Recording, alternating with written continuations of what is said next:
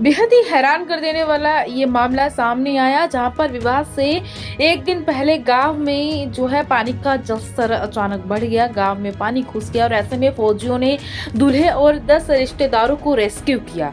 बता दें कि सुबह के समय जो है युवक का विवाह था, लेकिन गांव में एक बार फिर से रावी नदी का पानी चढ़ना शुरू हो, चारों तरफ 5-5 फुट तक का पानी भर आया था। परिवार को चिंता हो गई कि बेटे का विवाह कैसे होगा, बारात गांव से कैसे जाएगी।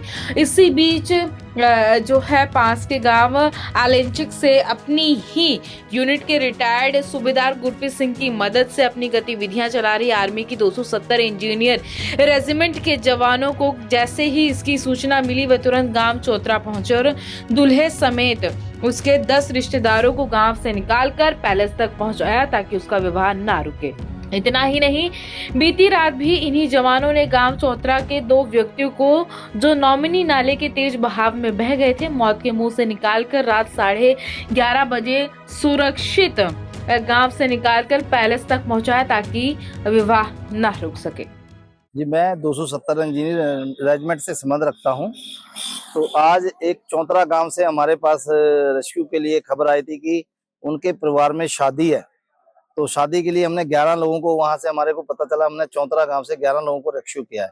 उनके बेटे की शादी थी। हमने चौतरा गांव में काफी, आज लगभग 6 से 7 फुट पानी था। तो हमारे को पता चला, हम कल रात में भी वहां से हमने 2 लोगों को रेस्क्यू किया था जो कि नोमनी नदी में बह गए थे। तो हमारे को वहां का पता था, हमारे को वहां से हमारे गुरप्रीत साहब के द्वारा और तहसीलदारों के द्वारा फोन आया और हम वहां पर गए। हमने 11 लोगों को, जिनकी मतलब की शादी थी बेटे की, यहाँ पर हमने वहां से रेस्क्यू करके लेकर आए। सर हम उनको लेकर यहाँ पास में गांव है एक, वहां पर लाके उनको छोटा गालड़ी में शेल्टर होम।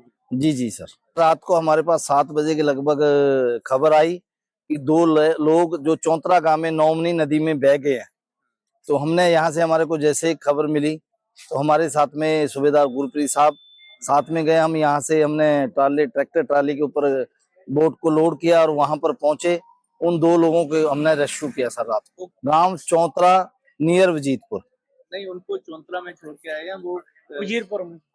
जी सर, हमने उनको वहां से रेस्क्यू किया और पानी ज्यादा होने की वजह से हमने उनको गांव वजीदपुर में छोड़ा। तो वो उन्होंने बताया कि कैसे बह गए, क्या हुआ था, एकदम से कैसे हुआ? जी सर, वो मतलब कि इधर अपना सामान लेने के लिए आए हुए थे गांव वजीदपुर में। वो अचानक ही वहां से जा रहे थे और नॉमनी का पानी बढ़ने की वजह से वो बहाव में बह गए। अंधेरा होने के कारण शायद देख नहीं पाएंगे। जी जी सर। 26 तारीख से यहाँ पर लगभग हमने 40 से 50 के लगभग रेस्क्यू कर दिया। तकरीबन हमने 400 लोगों को अभी तक रेस्क्यू कर दिया सर।